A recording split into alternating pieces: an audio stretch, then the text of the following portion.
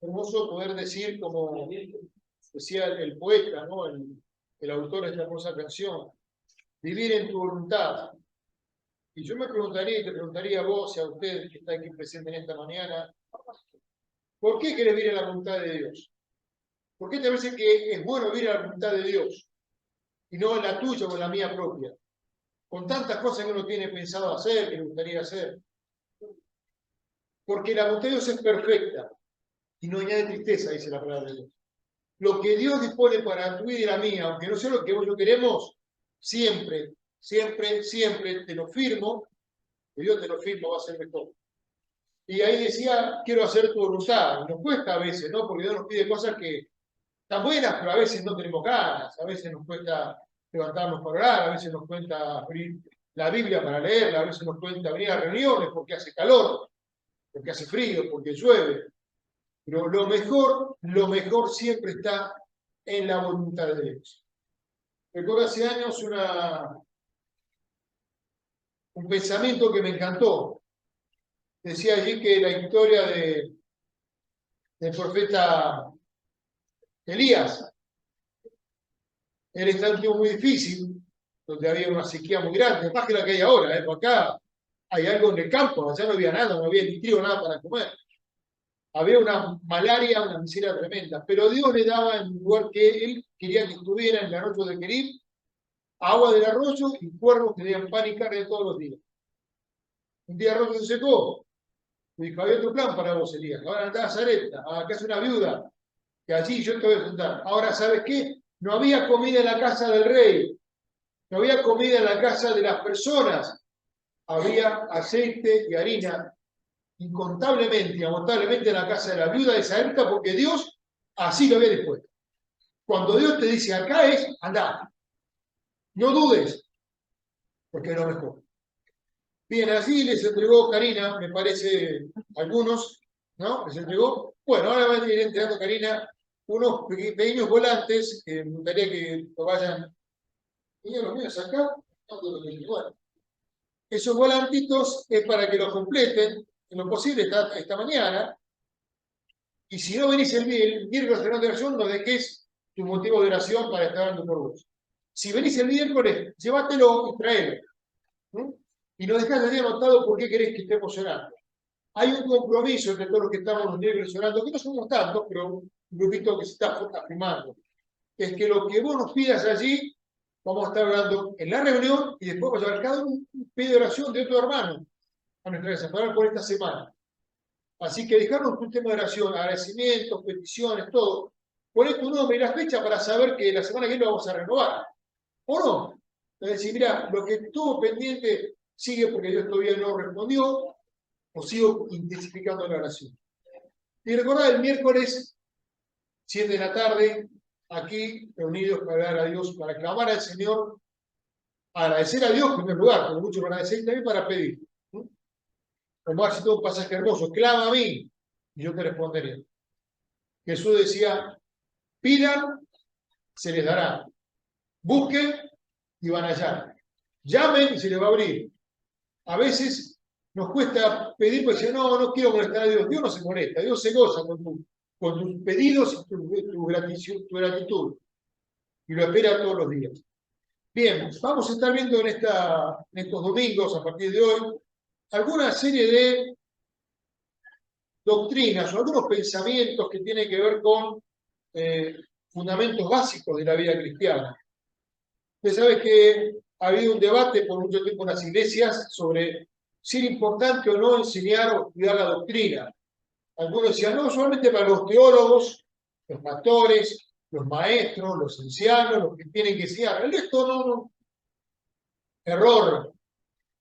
Todos, desde el más recientemente convertido hasta el que tiene más tiempo, tendríamos que estudiar todo el tiempo doctrinas de la vida. ¿Qué es una doctrina?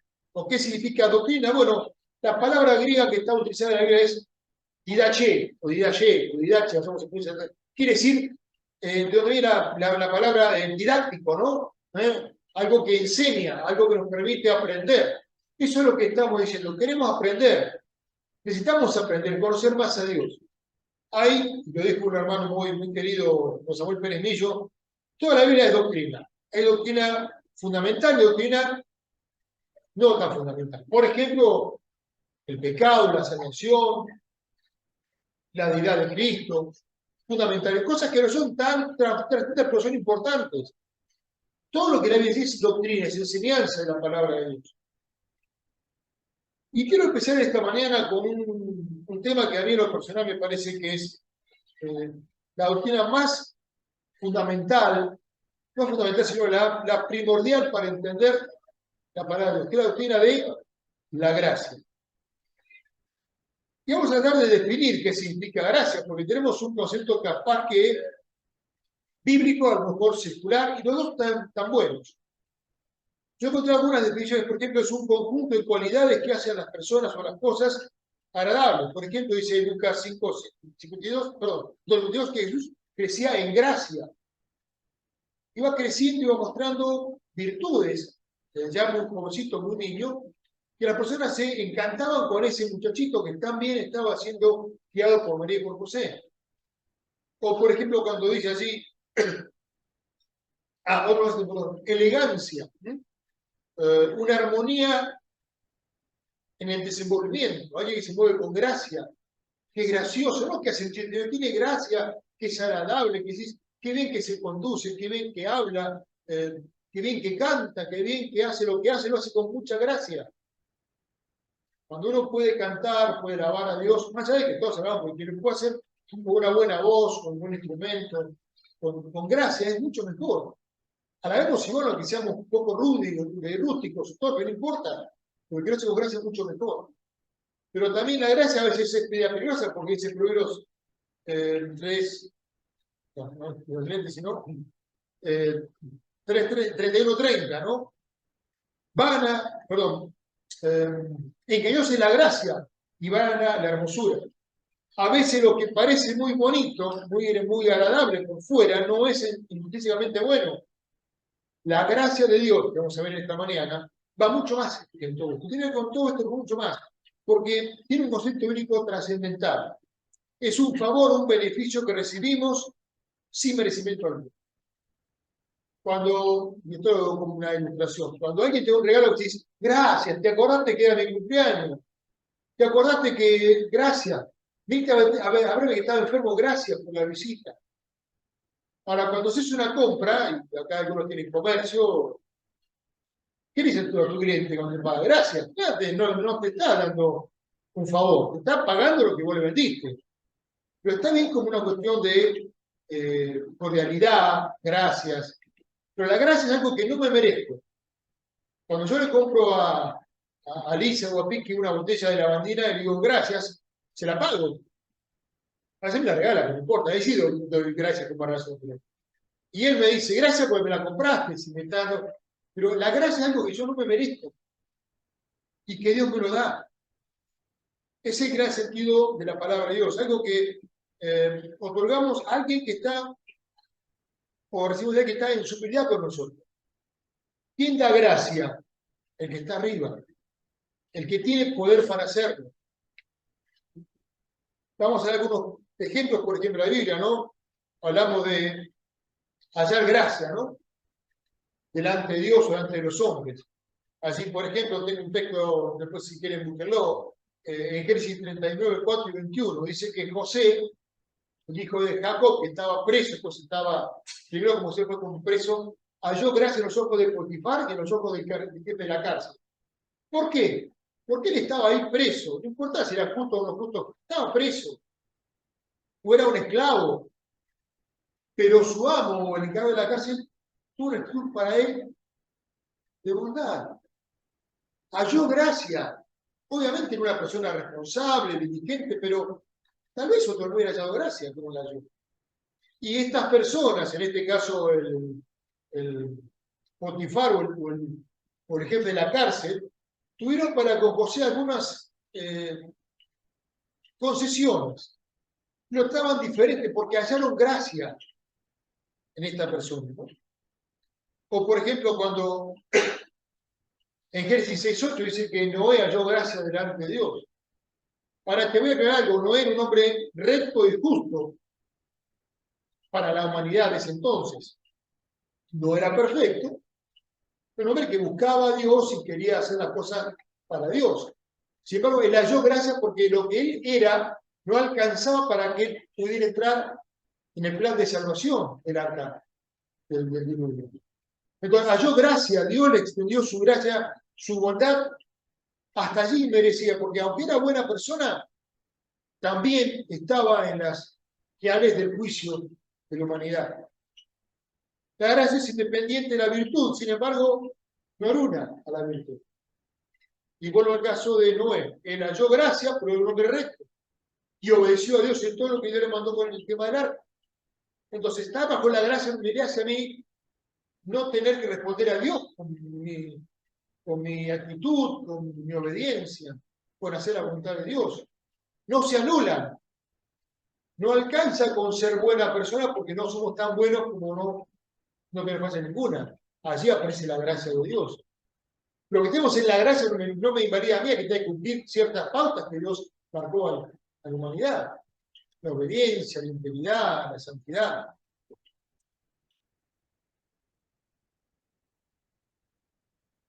En el Nuevo Testamento la raíz de la palabra gracia es la palabra charis o charis o haris, depende de cómo se pronuncia, que viene también la palabra carisma, o carismático. Los dones espirituales que habla Pablo, por ejemplo, allí en 1 Corintios 12, Efesios 4, Romanos 12. Y hablamos tantas veces de los dones de evangelismo, dones de enseñanza, dones de interpretación, don de servicio. Algo que Dios nos dio a los creyentes cuando hemos conocido el Evangelio a Jesús. ¿Para qué? Para servir a la iglesia. Pero no porque yo merezca ese don. Dios me lo dio porque Él decidió dármelo. Y a vos, y a vos, y a vos, y a usted, a todos. Ahora sí, entrando ya en el núcleo, que es el tema de esta mañana, el origen de esta gracia. Dijimos que la gracia siempre viene del más poderoso al más débil. El Potifar mostró su gracia, su buena disposición para con José. José halló gracia del jefe de la cárcel que estaba por encima de él con autoridad. No era un preso, era un jefe de la cárcel, un carcelero, un oficial del rey. Entonces, desde el más grande o el más importante, al menos. Y en este caso, el origen de la gracia viene del corazón de Dios. En el corazón de Dios se produjo algo maravilloso, que es que Dios mostró su gracia hacia una humanidad pecaminosa, perdida. Se la mostró allí a Noé.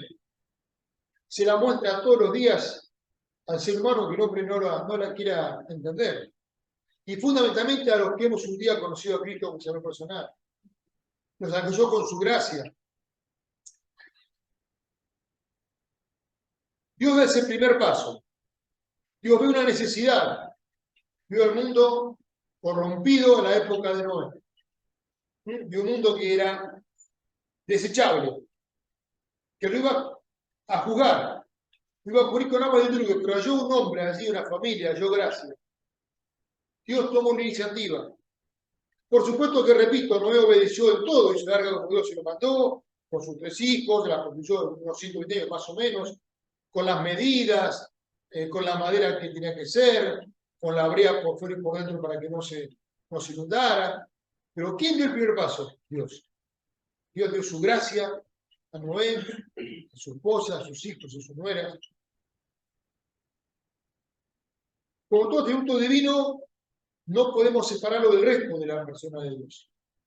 No puedo hablar de la gracia de Dios, sino hablar de la justicia de Dios. No puedo pensar en la gracia, sino pensar también en la bondad de Dios. No puedo pensar en la gracia, sino pensar también en la disciplina de Dios. La gracia ve una condición. El hombre está perdido. El amor de Dios se expresa ante esa condición, reacciona ante esa condición. Cuando dice, ¿cómo amó Dios al mundo? Dio a su Hijo. Porque estamos perdidos. La gracia ve la necesidad. Segundo, el amor responde a la necesidad con una actitud, digamos, proactiva. Dios no espera que haga yo, Él hace las cosas primero. Y la misericordia termina este concepto mostrándonos el plan de salvación. La gracia es la condición, el amor se expresa, reacciona, la misericordia hace frente a esa condición con la gracia del Señor. ¿Dónde tiene origen la gracia? En el corazón de Dios. Un Dios que es clemente y misericordioso, pero que también es un Dios justo, santo, perfecto. Un Dios que no va a tomar al justo por inocente, perdón, al inocente por condenado, ni va a perdonar al culpable, que va a hacer la justicia que corresponde, pero todo bajo el parámetro de su gracia. Y si hablamos de gracia, pensamos siempre en qué. ¿Cuál es la principal muestra de gracia de Dios? La salvación. Efesios 2, 8 y 9. Porque por gracia somos salvos. Y esto no es de nosotros, es un don de Dios, un regalo de Dios. Ahí está otra vez. La gracia y el don. Digamos una palabra. La gracia de Dios, el regalo de Dios. No por obras, para que nadie se gloríe. La salvación, el perdón de los pecados, sin existencia de mérito alguno de parte nuestra, es la mayor expresión de la gracia de Dios. Porque digamos, bueno, está bien. José halló gracia en el hombre, en el jefe de la cárcel, porque era un preso de buena conducta. A Potifar le servía y hacía las cosas bien, pero vos y yo no éramos personas buenas en el sentido cumplidores a Dios, éramos pecadores y somos pecadores.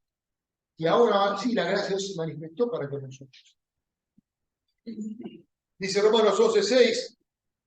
Busquemos el texto, por favor, Romanos capítulo 11, versículo 6.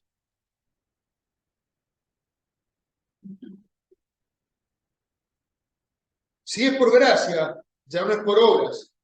De otra manera, la gracia ya no es gracia. Es un trabalengua. Y si por obras ya no es por gracia, de otra manera, la obra ya no es por obras. ¿Qué está diciendo el trabalengua? ¿Sabes qué? Por si no te quedó claro, hermano de Roma, le dice Pablo, somos salvos por gracia. La gracia no juega con las obras, es gracia pura. Que Dios ve las obras, sí, la va a reconocer, sí, pero no es por la obra que somos salvados por la gracia de Dios. Ahora, también esa gracia me tiene que llevar a mí, en respuesta a gratitud a Dios, a orar conscientemente. Siempre repetimos Efesios 2, 8 y 9. Pero ¿cómo termina Efesios 2, 10? Creados para buenas obras. Que Dios preparó de antemano. Las buenas obras no son despreciadas por Dios. No alcanza para ser salvos, si está la gracia. Pero esa gracia me lleva a mí y a vos, decir, Señor, ahora, ¿qué quieres que yo haga? Como lo dijo Saulo, camino a Damasco, en su momento con el Señor. ¿Quién eres? Soy Jesús. ¿Qué quieres que yo haga? Andá, y te van a decir. Y lo hizo. Cuando decimos, Señor, gracias por la salvación, ahora digo, estoy acá a tu disposición. Pongámonos dispuestos de corazón, con nuestra mente, con nuestra voluntad al servicio del Señor. ¿Por qué? Porque justamente la gracia de Dios se manifiesta primeramente en la salvación. Pero hay muchas más cosas. Y quiero que veamos algunas esta mañana, algunas veremos después, el día siguiente vamos a expresar un poquito más. Pero también la gracia se manifiesta en la justificación de los pecadores. ¿Qué es justificación? No es como uno piensa que es, bueno, está un argumento para que entienda por qué hice lo que hice. Yo me justifico con que estacioné en doble fila porque estaba apurado, suponete. Porque me cerraba el banco y tenía que ir a pagar la cuota. Entonces paré mal, me estacioné en doble fila porque me justifico. No, eso es una excusa que estoy dando. Justificar es cuando Dios dice que una persona que es pecadora, Él la declara justa. ¿Por qué? Por la fe en Jesucristo. Porque es por la gracia de Dios. Allí estamos en Romanos, fíjate, Romanos 3, 23 y 24, pasaje muy conocido también, son todos textos. Romanos 3, 23, por cuanto todos pecaron, pecamos, si querés pensarlo así, ¿no? Y estamos destituidos de la gloria de Dios, siendo justificados gratuitamente, ¿por qué? Por su gracia. Por la gracia de Dios somos declarados justos, es que Dios no ve tu pecado como lo como existe. ¿Por qué? Porque lo ve a través de la sangre de Cristo. Dios no ve lo que hicimos mal. Bueno, Dios lo ve. Dios todo lo ve, por supuesto, ¿no? Nadie puede escapar de Dios, pero Dios no lo tiene en cuenta, quiero decir. Dios te ve a vos y a mí dice, yo te veo como el fruto de la aflicción del alma del Hijo Jesús, en la cruz, allí, Salmo 22, era el fruto de la aflicción de su alma, dice, quedará satisfecho, ¿no? Te ve a vos y a mí dice, estás salvado, estás justificado. Dios nos te declara a vos a mí justos delante de él. También lo mismo Tito 3:7, ¿no? Como justificados por su gracia. Te repito, no es tampoco para que digamos, estamos justos delante de Dios, vamos para adelante, no, cuidado. Yo estoy como justo a hacer las cosas con justicia para que Dios no te deje dejar de lado tu pecado, por cual lo Cristo, aunque lo confieses, aparte, pero vida sin santidad es una respuesta a una vida que reconoce la gracia de Dios. Pero ¿qué más nos trae la gracia? ¿Cuál es, si querés, ese combo de la gracia completa? Vamos a Hebreos capítulo 4, verso 16, un segundito nada más. Y vamos a ver cómo también, por la gracia de Dios, tenemos perdón de pecados, somos justificados, pero también tenemos comunión. Hebreos capítulo 4, versículo 16. Acerquémonos pues confiadamente al trono ¿de qué? De la gracia. No del juicio, de la gracia. Para alcanzar misericordia y la gracia para el oportuno socorro. Acerquémonos pues a Dios. ¿Sabes? Yo, vos y todos nosotros tenemos que salir huyendo de Dios, porque Dios es un Dios justo y perfecto, nosotros somos pecadores. Pero por la gracia de Dios podemos acercarnos a Él, y acá confiadamente, ¿no? Como citaba Laura hace un minuto atrás en cuanto a Hebreos también capítulo 11, ¿no? Con confianza, con seguridad, con certeza.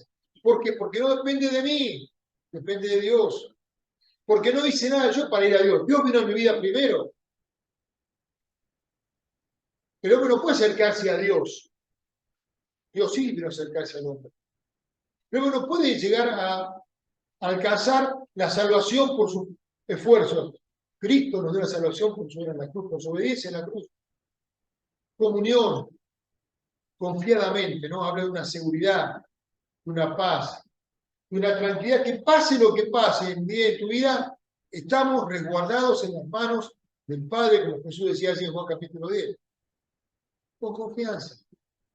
No vas a un Dios que es un Dios juez, aunque es un juez, pero para vos y para mí ya es el Dios Padre, que juzgó nuestros pecados en Cristo en la cruz, que nos perdonó cuando sentamos la obra de Cristo en la cruz. Hoy nos recibe como un Padre amoroso, a un hijo que viene en busca de esa comunión. Ninguno de nosotros, por más que nuestros hijos sean rebeldes y desobedientes, o hagan bacanas, vamos a quitar permanentemente de nuestra vida. También lo vamos a disciplinar un poquito, mandamos al rincón, bueno, ahora ya le sacamos, no sé, sacamos la televisión, le sacamos el celular, lo que sea, lo disciplinamos, pero nunca lo echamos. Siempre está con nosotros, por nuestro hijo. Por peor conducta que tenga nuestro hijo. El padre hijo pródigo, ¿te acordás, no? Cuando vino ahí harapiento, habiendo tirado todo su dinero en vida disipada, no sé qué cosa, lo abrazó, lo besó, lo hizo bañar, le puso ropa nueva, le puso calzado, le hizo en su mano, hizo una fiesta, porque el hijo siempre es el hijo para el padre. Por peor conducta que tenga. Y vos y yo, cuando fuimos aceptados como hijos de Dios, cuando creímos en Jesucristo, recibimos el regalo de la adopción espiritual. También recibimos esa gracia de decir, estamos en comunión con el Padre. Estamos a qué distancia de Dios, estás en la oración, de las rodillas en tierra. Cuando orás, Dios se acerca a vos, te abre los brazos. Justificación, comunión con Dios. También revelando la palabra de Dios. La gracia de Dios también obra para nuestro conocimiento de la palabra de Dios. este conocimiento va en aumento. O quiere Dios que vaya en aumento, quiere que conozcamos más de su persona. Por eso hablamos al comienzo de la doctrina, ¿no? De conocer doctrinas importantes, no para ser un teólogo, no para ir a discutir con los que piensan diferente, no para conocer más a Dios, que después voy a poder sentar un argumento mejor de mi fe, por supuesto. Pero Dios no nos puso para hacer debates teológicos con otras religiones o con psicología. Dios nos llevó a predicar el mensaje de salvación.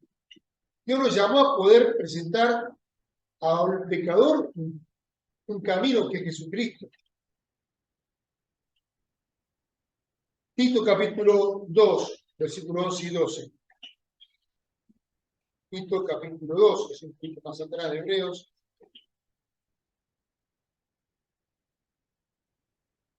Versos 11 y 12. Porque la gracia de Dios se ha manifestado para salvación a todos los hombres. ¿Ves? Para salvación. La gracia de Dios se manifestó para que seamos salvos, perdonados, justificados, reconciliados. Enseñándonos, perdón, que renunciando a la impiedad y los deseos mundanos, digamos decirlo, sobria, justa y piadosamente. Dios quiere enseñarte a vivir la vida que Él quiere que vivas, que yo quiero que vivas, quiere que yo viva. Y por esa gracia que un día te salvó, también por la gracia te quiere enseñar. Hablamos el otro día con Juan y con Javier, un amigo que estaba trabajando en su casa, de experiencia en trabajo, ¿no? Y hablamos de compañeros de trabajo, de jefes. Yo me acordaba de una persona a la cual yo le enseñé lo que yo sabía hacer en un momento dado, y después esa persona, cuando estuvo un cargo de arriba mío, me miraba como a Riverópolis.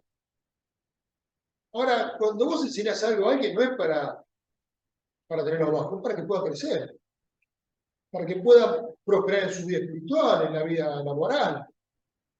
Aquel que enseña su oficio o la palabra de Dios no lo hace porque quiere mostrar lo que sabe, quiere que el otro conozca más lo que él ha aprendido. Eso es gracia. Yo, por la gracia de Dios, tuve, lo dije muchas veces, muy buenos profesores en la iglesia, maestros en la palabra de la iglesia. También fui, por la gracia de Dios, a ser un teórico hace unos años en La Plata.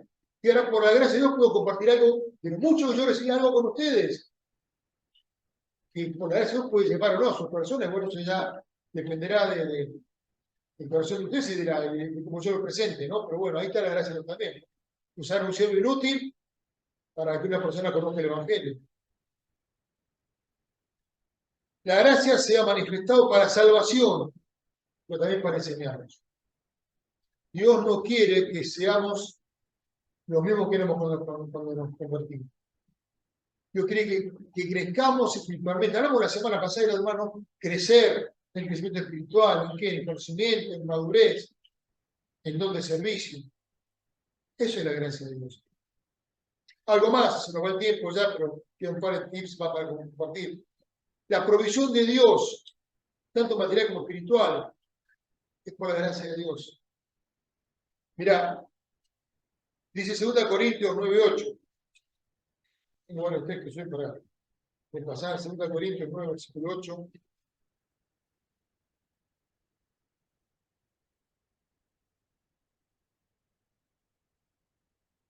Y poderoso es Dios para hacer que abunde en vosotros toda gracia, a fin de que, teniendo siempre en todas las cosas todo lo suficiente, abundéis para con toda buena obra. Dios, por gracia, te bendice y te prospera. Por supuesto que vos trabajás y te levantás a las 5 de la mañana o trabajás hasta las 12 de la noche y abrís el negocio con calor, con frío, con lluvia, te vas en bicicleta al laburo, te vas caminando. Pero si lo haces es porque Dios te dio una gracia especial. Te dio un talento, te dio un oficio para ejercer, te dio los recursos para presentar tu emprendimiento. Dios te da por gracia. Y no te solamente lo espiritual, también lo material. Dios te prospera, y me prospera y me bendice. Lo hizo toda la vida. Cuanto más difícil era mi situación familiar, económica, más veía la mano de Dios, la gracia de Dios. Yo creo que lo he contado, en momentos muy difíciles sin trabajo, hijos adolescentes, una hipoteca que me estaba por rematar la casa, pero yo siempre me daba lo que necesitaba para cada día.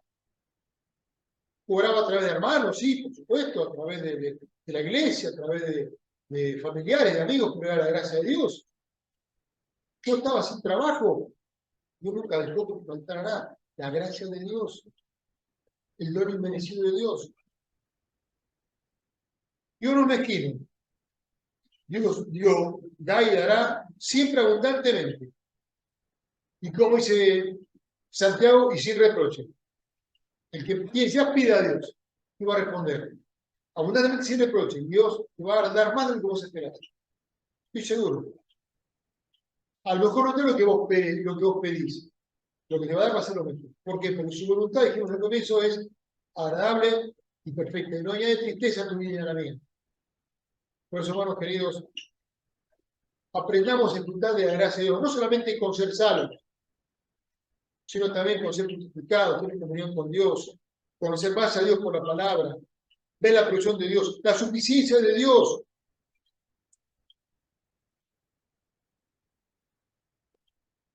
Pablo tenía un gran problema. Bueno, tenía varios problemas que era una de en la carne. No sabemos bien que era una enfermedad o puede haber sido. Allí dice en 2 Corintios, capítulo 12, vimos otro día, una dejó en la carne, que él pidió a Dios que se lo quite 3 veces. ¿Y Dios qué le dijo?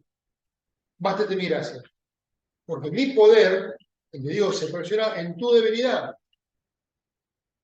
La gracia de Dios es suficiente, aunque yo esté en situación difícil. Suple todo, lo material, lo espiritual, lo emocional, lo afectivo, todo. La suficiencia, cuando entiendo que soy débil, Dios puede obrar en mi vida. ¿Por qué? Por gracia. ¿Bástate qué? Mi gracia. Pablo, ese don que vos tenés es un mensajero de Satanás, lo que Pablo dice. No sabemos qué era. Creen que fue un problema visual, porque creen que tenía problemas de oftalmía, hizo un texto con poco antes de letras sus escribos. Otro dice, le hubieran dado sus ojos a mí, así que estaba realmente afectado a la vista. Unos creen que por esa visión caminaba más, pero no sabemos qué pasó, o qué era. Pero él aprendía a depender de la gracia de Dios. Y aún con esa espina clavada, aguijón la carne, dice, yo dependo de la gracia de Dios. Con aguijón, sin aguijón, con prueba, sin prueba, con plata o sin plata. La gracia de Dios es suficiente en mi vida. Y lo último, en esta recorrida rápida, nos capacita para el servicio a Dios. ¿Sabes? Hablamos al comienzo de aprender a estudiar la doctrina, la palabra de Dios. Me parece excelente decisión de cada uno. Si puedes estudiar la palabra en un seminario, en un estudio bíblico, por internet, por lo que sea, por libros, hacelo. Vas a ser muy bendecido vos y vas a ser de herramienta útil para los demás. Pero todo esto es por la gracia de Dios. Fíjate allí, último texto en esta mañana. 1 Corintios capítulo 3. Versículo 10. Conforme a la gracia de Dios que me ha sido dada, otra vez, ¿no? La gracia que me fue dada. Yo como perito arquitecto puse el fundamento y otro edifica encima. Cada uno vea cómo se edifica. ¿Sabes qué dice Pablo? Yo vengo a ser como un arquitecto, pero no porque estudié en la facultad. Que Dios me capacitó, me formó, me dio por su gracia esa posibilidad. La gracia de Dios que me fue dada me ha hecho a mí ser un perito arquitecto, un constructor.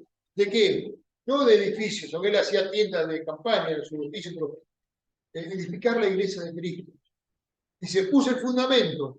¿Qué era el fundamento? Predicar el Evangelio. Que el gentil se convierta a Cristo, el judío se reconcilie con el Cristo que había rechazado en la cruz algunos años atrás. Y que todos puedan empezar a crecer y caminar en una vida con Dios. Él es el perito arquitecto. Pero después, dice más adelante, capítulo 15, la primera carta, versículo 10, que todo lo que había hecho él, y bueno, él tenía un currículum bastante extenso, lo que dice, mira, prediqué en Corinto, prediqué en Galacia, prediqué en Éfeso, prediqué en Filipos, en Tesalónica, en Berea, en la Odisea, en Roma, en Atenas, bueno, en Antioquía, en Jerusalén. Todo el lugar que él pisó, abrió la Biblia para predicar el Evangelio. Pero dice así, 15:10 de primera carta de los Corintios, por la gracia de Dios soy lo que soy, y su gracia no ha sido en vano conmigo. Antes he trabajado más que todos ellos. ¿Sabes qué? Yo me recorrí todo el mundo alcanzable predicando el Evangelio, pero no fui yo, de la gracia de Dios conmigo. No era Pablo que estaba hablando, la gracia de Dios hablando desde Pablo. No era el gran teólogo, aunque lo era, por supuesto. No era el evangelista, aunque era evangelista. Era Dios, con la gracia, trabajando en la vida de Pablo. El Espíritu Santo que moraba en él. Y vuelvo a leerlo, dice, pero no yo, sino la gracia de Dios conmigo. Hermanos queridos, la gracia de Dios siempre la relacionamos con la salvación. Está perfecto. Salvo por gracia. Pero cuántas más cosas vimos rápidamente en esta mañana que vienen por la gracia de Dios. La salvación, la justificación, ser visto por Dios como que nunca hubiéramos pecado, olvidar el pecado y quitarlo de ese libro donde estaban anotadas todas nuestras faltas, borradas por la sangre de Cristo. Comunión con Dios, acercándonos confiadamente en torno de la gracia, en lugar donde Dios te espera para poder tener diálogo con vos, comunión con vos. Ahí donde vas a una casa y te reciben y charlas un rato, conoces un refresco, conoces un mate. Y donde ves a la iglesia y te abrazás con un hermano, te saludas, te preguntan cómo estás, le contás qué estás haciendo, tus proyectos. Con esa quiere tener también Dios con vos. No tomar un café, un mate, porque Dios no lo va a hacer, pero sí esa intimidad con la gracia de Dios. Revelándonos su palabra, ¿sí? En la provisión diaria, sabiendo que todo lo que recibimos es por la gracia de Dios. También dijimos la capacitación para el servicio. Dios quiere, en su plan maravilloso, Dios quiere siervos comprometidos en la obra. No quiere hombres y mujeres ociosos, siervos comprometidos. ¿En lo que? ¿En qué cosa? En lo que te ponga. En lo que Él te haya capacitado, te capacita, te forma para hacer. Pero acordate que siempre va a ser Dios, por su gracia, trabajando en tu vida, en la mía, y por tu vida y por la mía. No nos quedemos solamente con la salvación por gracia. Añadí también a la gracia que te salva, todo esto. Es la primera y la más importante. Es la que comienza a manifestar las demás gracias en tu vida, después de la salvación. No es la única. Tiene que crecer en tu vida y en la mía hasta llegar a la estatura, a la virtud de Cristo. Que seamos como Jesús era en este mundo cuando se manifestó a los judíos, a los apóstoles, a los religiosos de su época. ¿Por qué? ¿Cómo dice el texto que era? Lleno de gracia, así Juan capítulo 1, de gracia y de verdad. La gracia se manifestó en la persona de Cristo. La gracia venía a este mundo para hacer algo maravilloso. Salvar a los perdidos, edificarnos, fortificarnos, fortalecernos y mandarnos a un servicio por su gracia. Amén. Oremos. Señor querido, aunque parezca redundante, gracias por esa gracia que nos salvó, que nos justificó, que nos guía, que nos sostiene, que nos provee, que suple todo lo que está en nuestra necesidad material, espiritual, afectiva, personal, como iglesia. Si no fuera por tu gracia y por tu amor, dice la canción, ¿qué sería de nosotros, no? No somos lo que somos por tu gracia y por tu amor. Y que esta gracia que estamos comenzando en esta mañana, en esta jornada, hoy a conocer un poco, la podamos mostrar y manifestar en un mundo que tanto necesita conocer la gracia y la misericordia. Señor, gracias por darnos este tiempo tan especial.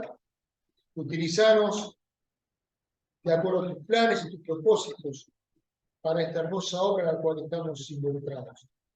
Y que todo lo que hagamos sea como siempre pedimos, de tu agrado y para tu bien. Por Cristo Jesús. Amén. Vamos ahora a prepararnos también para el tiempo de los símbolos, esos símbolos tan hermosos que vemos en el fondo, justamente para recordarlo. ¿Hasta cuándo? ¿Por siempre? No, hasta que venga a buscarnos. Tal vez antes de lo que esperamos. Tal vez mucho más pronto de lo que el mundo piensa. Que venga por su iglesia. Mientras tanto viene, o mientras tanto no llega, mejor dicho, lo recordamos en estos símbolos. Vamos a cantar un himno, a preparar nuestros corazones también para este momento. Es el himno 251, que habla justamente cómo son estos tiempos, estos momentos que estamos pasando aquí. Dice así: dulces momentos consoladores los que yo paso junto a la cruz. Allí sufriendo crueles dolores veo al Cordero, Cristo Jesús. Estamos aquí, no ante una cruz, porque fíjate, no hay una cruz acá, ¿no? La tenemos acá, en nuestra mente. La cruz de Cristo murió por nuestros pecados. Después ya se preparan las manos para el tiempo de los signos.